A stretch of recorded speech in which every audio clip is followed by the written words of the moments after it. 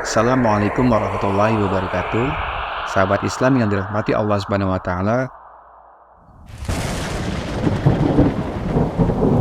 Semua umat beragama tahu jika yang memisahkan alam dunia dengan alam akhirat adalah kematian.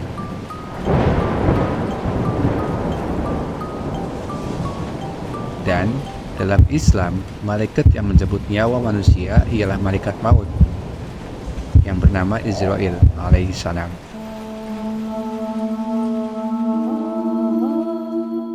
Tentu tidak seorang pun manusia yang tahu kapan Israil datang menghampirinya. Namun, tahukah sahabat bahwa Allah Subhanahu wa taala memberikan kita tanda kapan saatnya malaikat Israil alaihissalam menghampiri kita?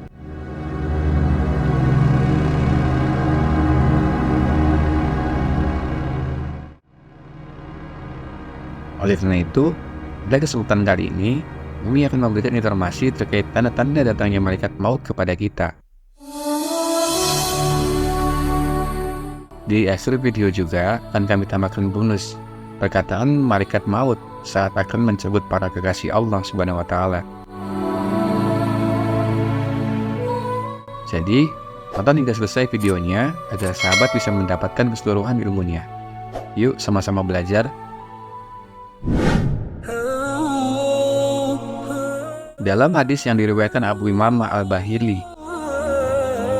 disebutkan beberapa tanda seseorang akan meninggal dunia,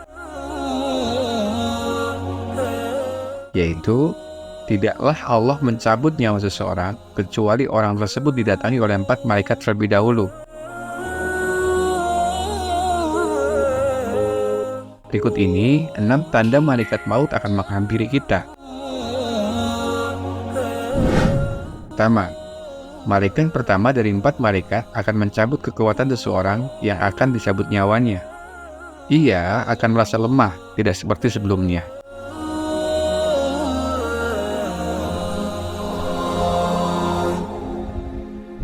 Kedua, orang yang akan segera meninggal dunia didahului tidak bisa merasakan rasa kelezatan masakan. Seluruh masakan terasa hambar, tidak berasa, sebagaimana orang yang sedang sakit parah. Ketiga, malaikat ketiga bertugas mencabut cahaya wajah, sehingga orang tersebut akan terlihat pucat pasi tanpa cahaya wajah.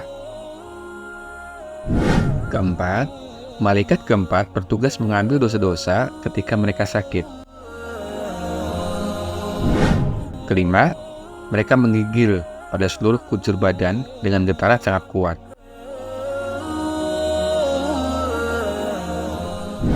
Keenam, menjelang ajal, orang yang baik akan merasa sejuk di beberapa bagian seperti pusar, pinggang, dan tenggorokan. Pada fase ini, harus banyak dituntun untuk mengucapkan asma Allah Subhanahu wa taala. Menutup usia dengan bacaan syahadat atau nama-nama Allah menjadi pertanda seseorang husnul khotimah. Itulah 6 tanda yang Allah Subhanahu wa taala berikan sebelum kita benar-benar menjemput ajal. Namun, video belum selesai. Sesuai yang disampaikan di awal, berikut ini bonus perkataan malaikat maut saat mencabut nyawa kekasih-kekasih Allah Subhanahu wa taala yang dikutip dari kitab Hilyatul Auliya berikut ini. Yang pertama, malaikat maut mencabut nyawa Nabi Musa alaihissalam. Nabi Musa alaihissalam didatangi malaikat maut untuk menyerukan kepadanya seruan untuk kembali kepada kehadirat Allah Subhanahu wa taala. Akan tetapi Musa marah dan menampar malaikat maut yang berwujud lelaki sampai matanya terpecah. Malaikat yang kebingungan menghadapi Musa alaihissalam kembali melapor kepada Allah Subhanahu wa taala tentang perlakuan Musa kepadanya. Allah Subhanahu wa taala kemudian berfirman kepada malaikat maut, "Kembalilah kepada hambaku dan sampaikan padanya, apakah engkau terus menginginkan kehidupan? Jika engkau masih menginginkannya, letakkanlah tanganmu pada punggung sapi jantan. 1 bulu yang tertutupi tanganmu, maka engkau akan hidup 1 tahun." Nabi Musa alaihissalam menghadapi pilihan dari malaikat maut, memilih hidup atau kematian. Akhirnya, beliau memilih kematian.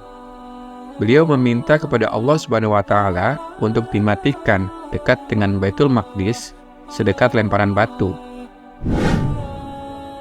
Yang kedua, kisah pencabutan nyawa Nabi Ibrahim alaihissalam.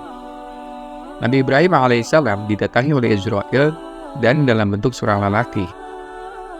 Israel memohon izin dengan sopan santun dan mengutarakan maksud kedatangannya kepada Ibrahim alaihissalam.